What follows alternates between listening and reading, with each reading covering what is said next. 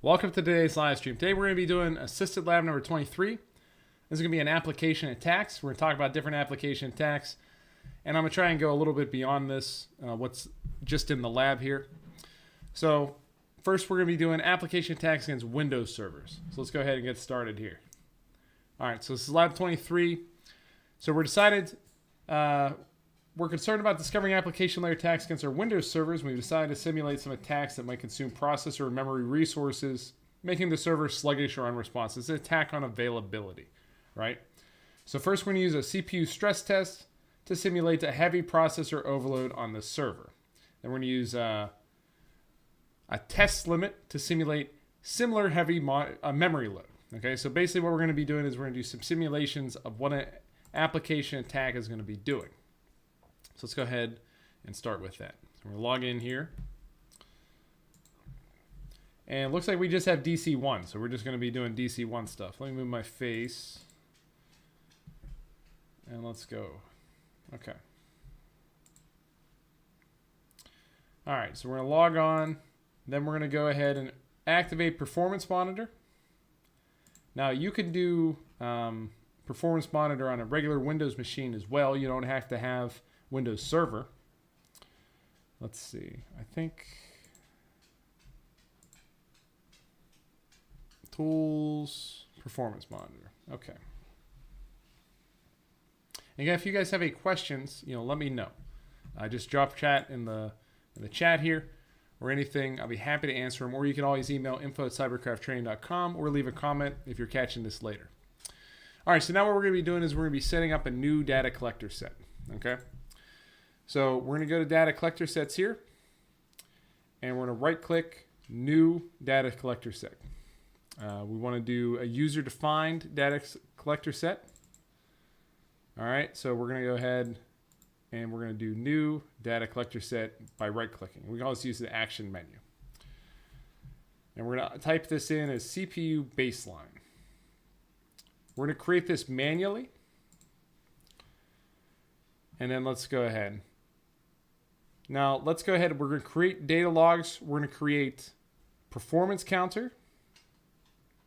And we're going to create, I think that's it. Trace status, configuration information, that's fine. All right, and then we're going to add a performance counter here. Oh, you watched the PBQ videos and you passed? I'm glad I helped you. I'm happy to help. Glad you passed. Congratulations. That's fantastic. What certification are you getting for next? Okay, so we're going to go ahead and add a performance counter here. Now, you could add all sorts of things here. Okay, there are many different options we can add here. We can add stuff about different services. SMB can be very useful. A lot of attacks are done over SMB in the real world. Disk usage, power consumption, all sorts of different counters. And when we say counters, it's just a measurement that's being done by the server. That's an excellent cert you're going for there. I think that's a good one. I'd also recommend Cloud Plus. If you're looking for a cloud cert, you can't beat Cloud Plus because you'll learn Azure and AWS. It has both, and you have labs with both tools. So it's really a really good one, as opposed to just doing Azure or AWS certs. And with Cloud Plus, you can recertify every 3 years, which is nice. You keep it for life. Okay, let's see. So we're going to add these 3 columns, 3 counters: processor time, user times, and interrupts. So these should be. Now, unfortunately, there's no search feature here, so we have to go down processor time. Let's see. That should be under processor. You have to click the down arrow here. Processor time. Good. Now you click the add button to add one. Oh, we can search, right? You can search here. No. Okay. All right, user time, and then interrupts per second. Now, all of these are going to be under the processor tab, I think. Yeah, interrupt time, right? No, interrupts per second. That is down here. It's not a percentage. So these two are percentages, and you'll see that by the percent sign. And then this one's number of interrupts per second. So it's going to be a number, a numerical value. And that should be it. Now we could add other things if we want. Let's go ahead and another one just to show you what the other things you can add. None of these are really going to apply. But you could add DNS information. Let's add energy. I don't know. Let's add power. Just want to see if that even works, because this is a virtual machine. All right, so we've added these. We're hit OK. Those performance bars are logged. We're going to go ahead and hit next. That should be good. We're going to save that. Oh, and this question. Anybody have an answer to this question? You can say 1, 2, 3, 4, 5, 6 right here. Pretty simple question. Anybody in the Discord or the YouTube? Yeah. Number 5, right, exactly. And it's listed right there. So we're going to go ahead and hit next. And we're going to run that as default, I believe. Yes. All right, great. Go ahead and finish that. So now we have CPU baseline as our data collector set. All right. So now we're going to go ahead and minimize this. We'll come back to it. We're going to open up lab files, just a set of files that have been added to this server. We're going to go to sysinternals. We're going to add proc exp.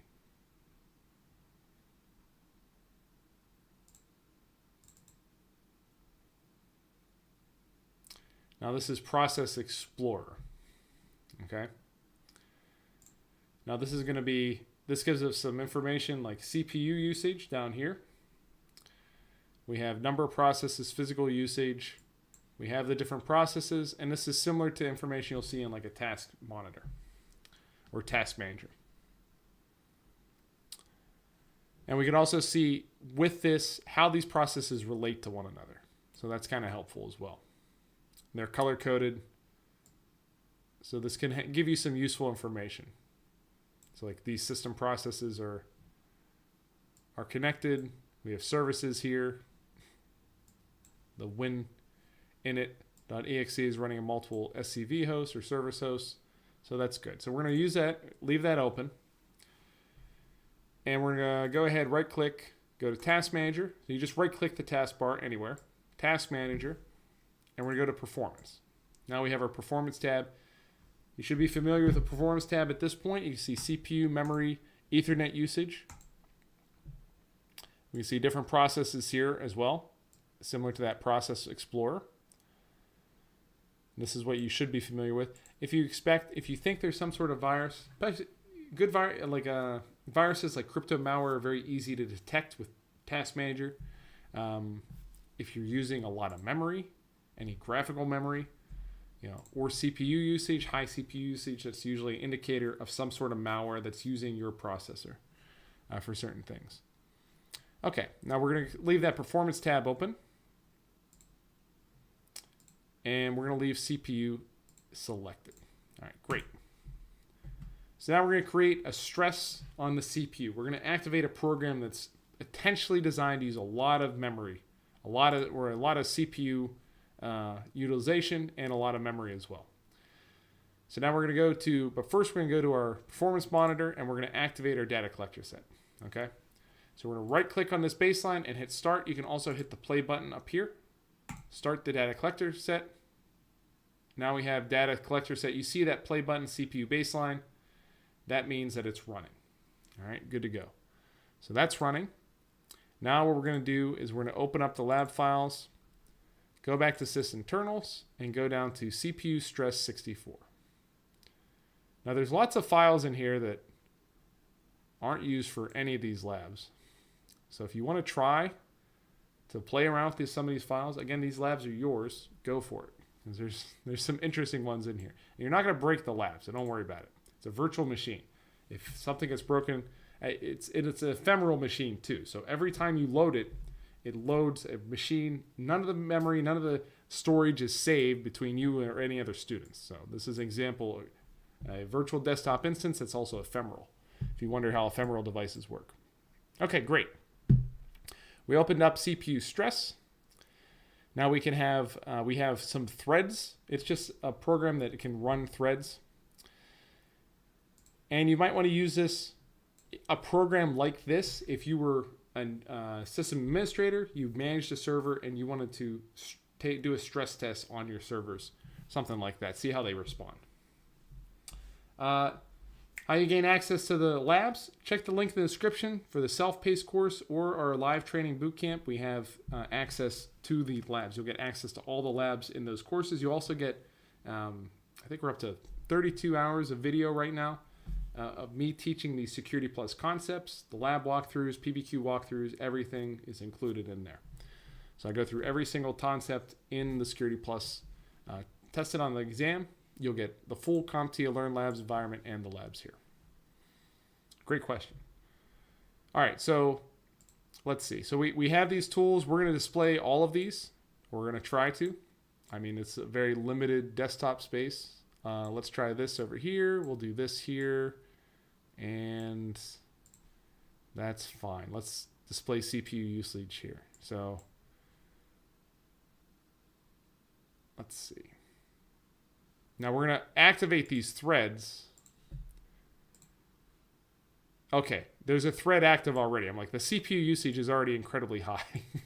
And that's because one of these threads is already active. And you can see how the CPU usage is going up and up. The memory usage has gone up incredibly. We have these different processes. And let's sort them by bytes here. So we have, DNS.exe here, using a lot of processes right now. Yeah, so we could see these processes. Now let's go ahead and stop this, and let's observe this and the CPU usage. Let's see. Or stop that. You can see how this MSMP engine or MSMPENG.exe is using a lot of the CPU. But the CPU, that's not the, it's anti-malware. I wonder what this process actually it is. Our CPU usage is going down. Our memory usage is going down steadily. It was at 70, now it's at 65.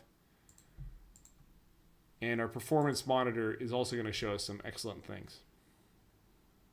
Okay. Let's go ahead and start another one here. I think those are just high to begin with. No, see, this is going down with CPU usage. So this was definitely one of those threads. Now let's go ahead and start this back up, and that should really come back up anyway.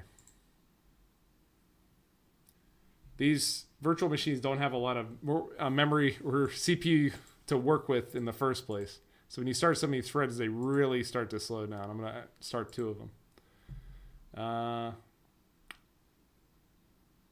We can also create a thread here. Let's see. And then we can right-click and activate these. So now we have 5 threads going.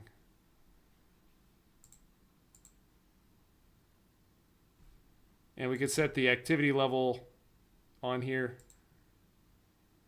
to medium for each of these. I wonder if we can do this for multiple.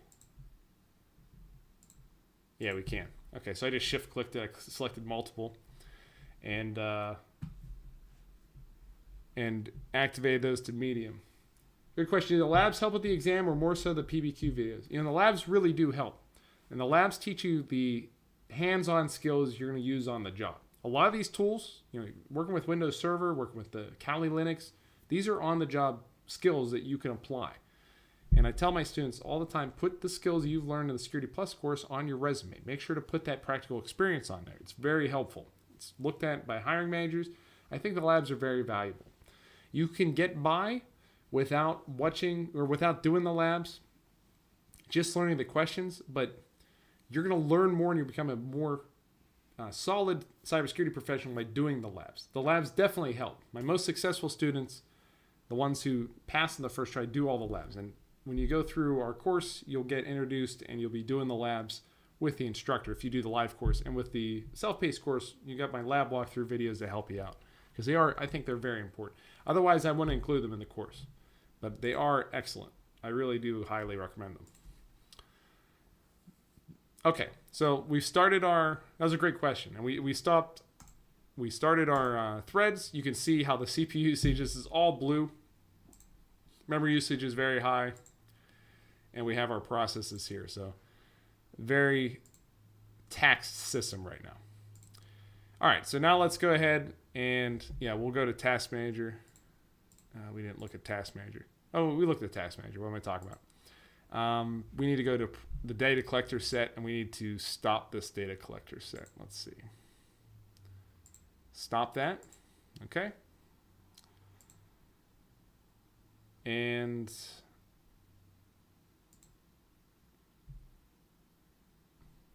we looked at Process Explorer. That's fine. You can also look at memory here, CPU usage. You can see CPU usage is all over the place.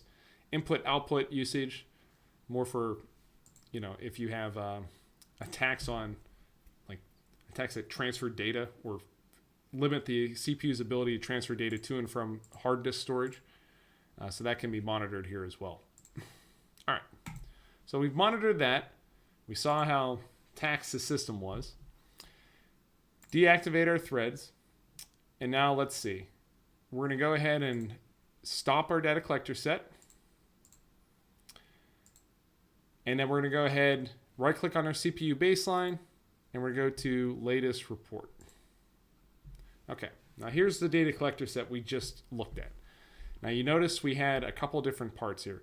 We had where we initially started the threads, and then it took us a few minutes, and then we've stopped those threads. We stopped at one thread, and then we started all 5 threads. And this is where we started all 5 threads.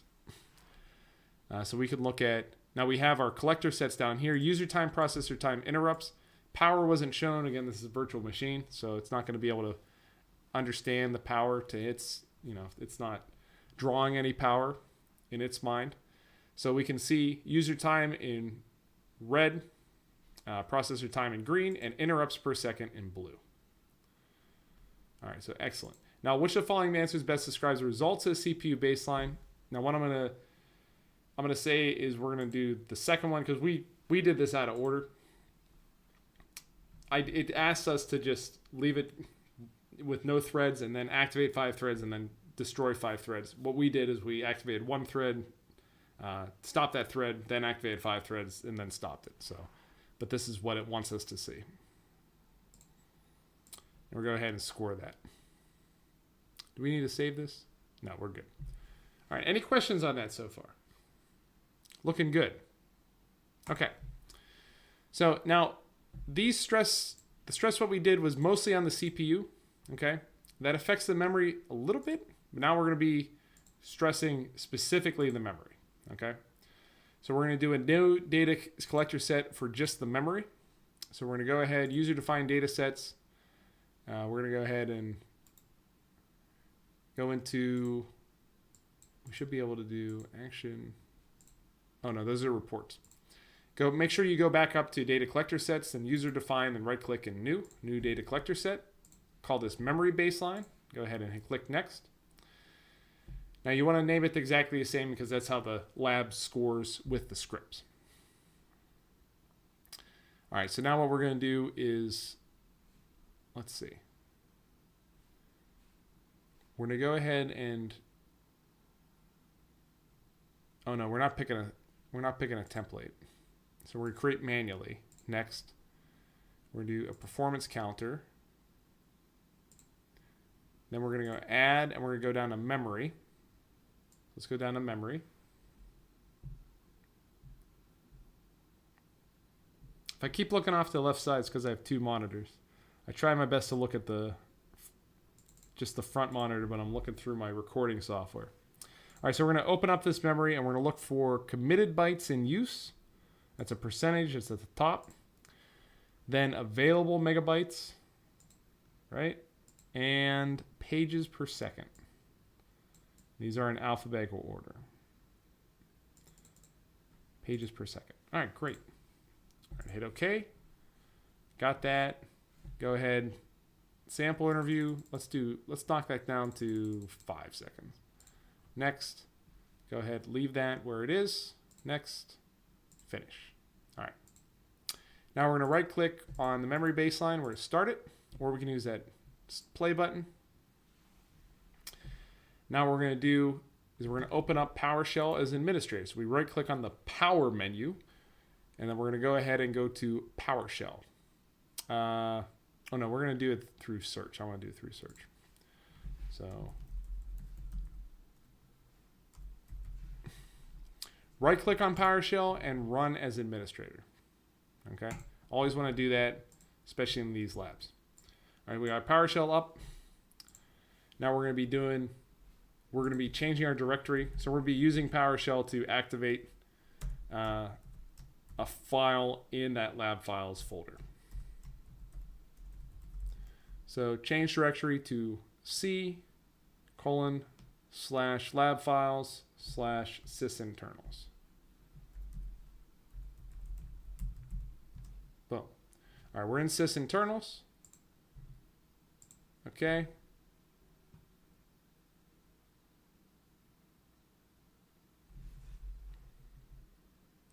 All right, then we're going to, in Task Manager, select the memory node. Okay, that's kind of out of order. We got that selected.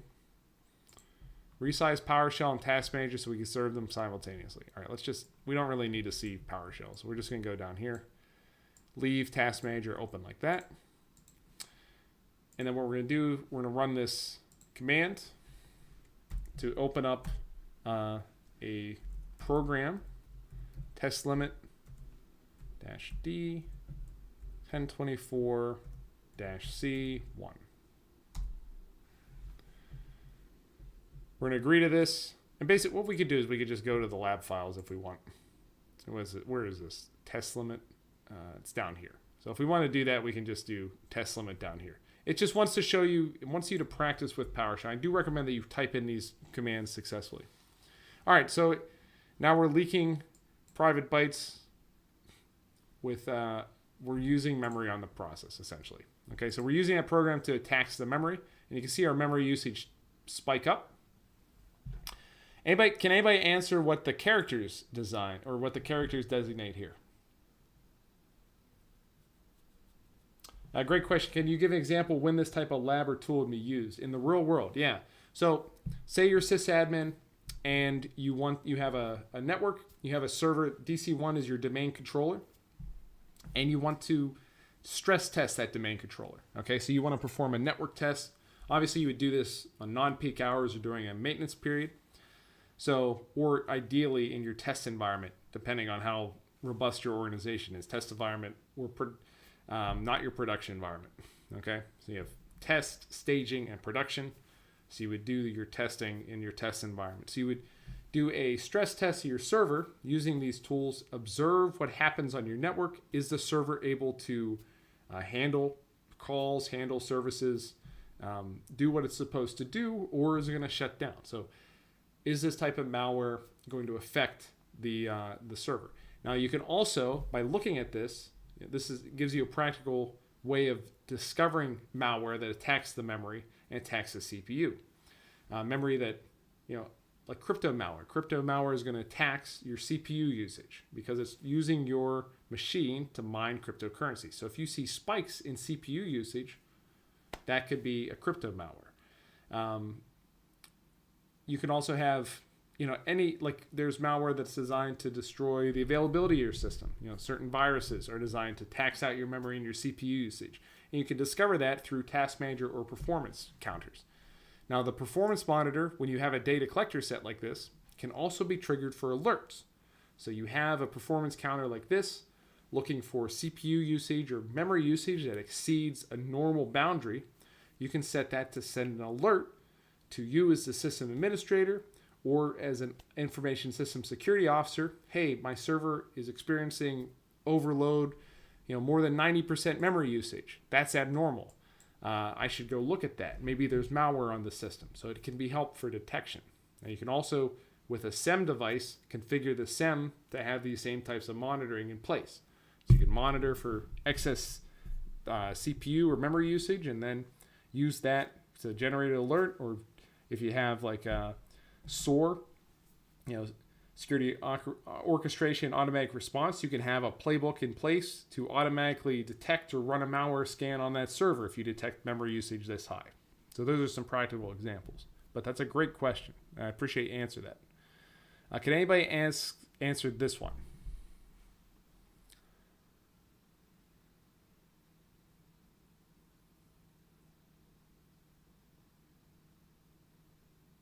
Yeah.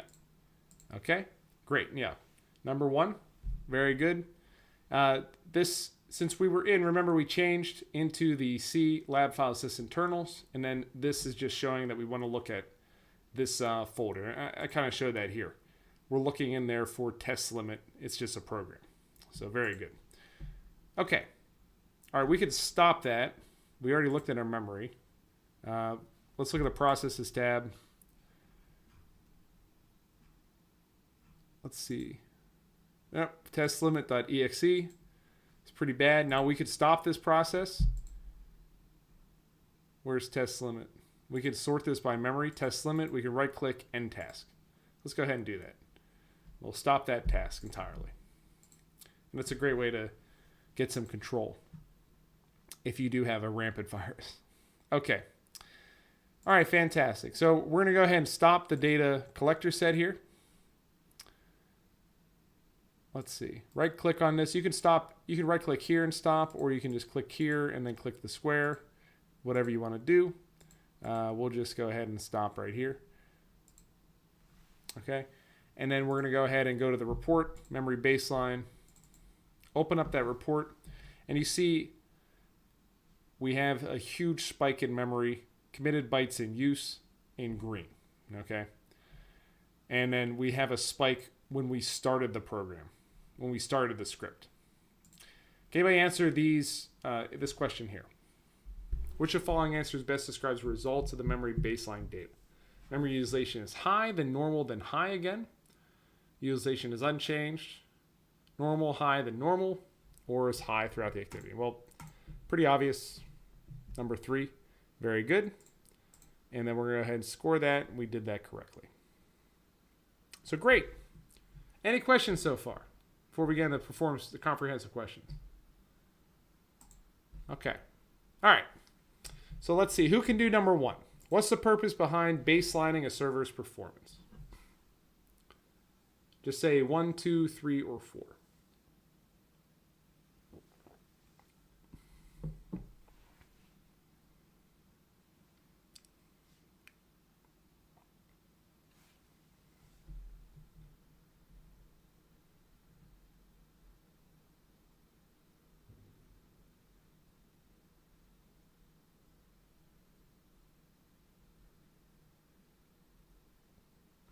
Number 1?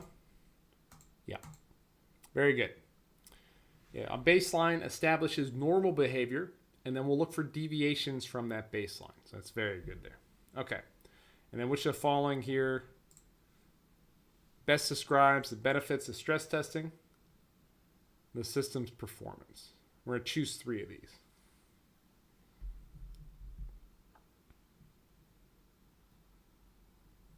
Yeah, baselining is establishing the normal operating parameters of the server. What's the normal environment? And then you would look for deviations from that baseline, which would be anything that's abnormal. And the performance counters can be configured to look for or monitor those deviations and then give an alert if that baseline is exceeded. So the baseline is normal operations. Now, what are the benefits of stress testing a server's performance? And if you just have any ideas here, just go ahead and shoot out some numbers. 1, 2, and 5. Let's go for that. Almost. Now, that's pretty good. We do want to confirm the server's resources are sufficient. Establish a performance baseline server when under attack. Now that one's confusing. To understand what potential application attacks look like. Now I would mention possibly, let's see, 2 and 5.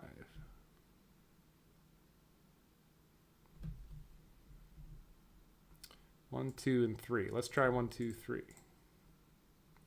Not quite. Now this one is a little confusing here. Following best describes the benefits of stress testing a server's performance. Now, this makes sense. This makes sense. To establish performance baseline of server when under attack. Now, you would establish a baseline when... Now, that's a trick answer because you would establish the baseline during normal operations. So I would say, let's do 1, 3, and 5. Yeah. So we're going to look for an application failure. Now, I mean,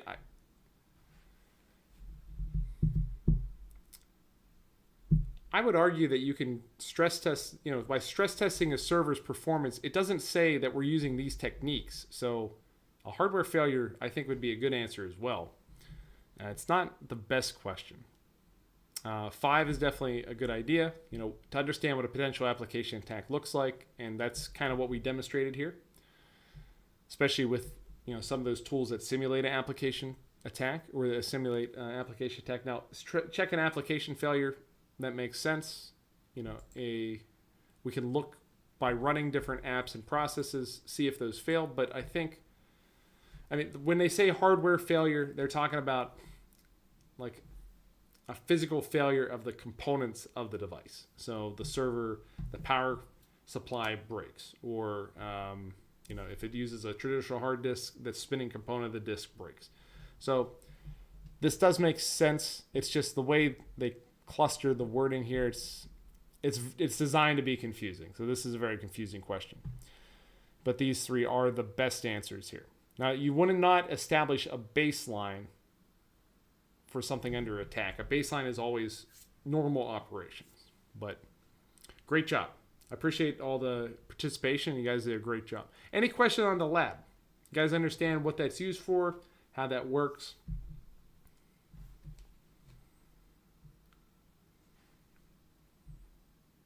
Okay, fantastic. Well, thanks so much for joining in. And if you guys are interested in Security Plus training, you want to get access to these labs and work with them, work with the videos, work with the CompTIA Learn Labs environment. Check the links in the description. We have my self-paced, our bootcamp-led training. I'll give you full access to Learn Labs environment. Bootcamp comes with a full first-time pass guarantee. Self-paced course comes with a 14-day money-back guarantee, so you're going to try it out. You don't like it, get a free, full refund, no questions asked. But I appreciate you guys joining. Appreciate the participation. Thank you so much for watching as always. And I hope you guys have a wonderful day and a fantastic weekend.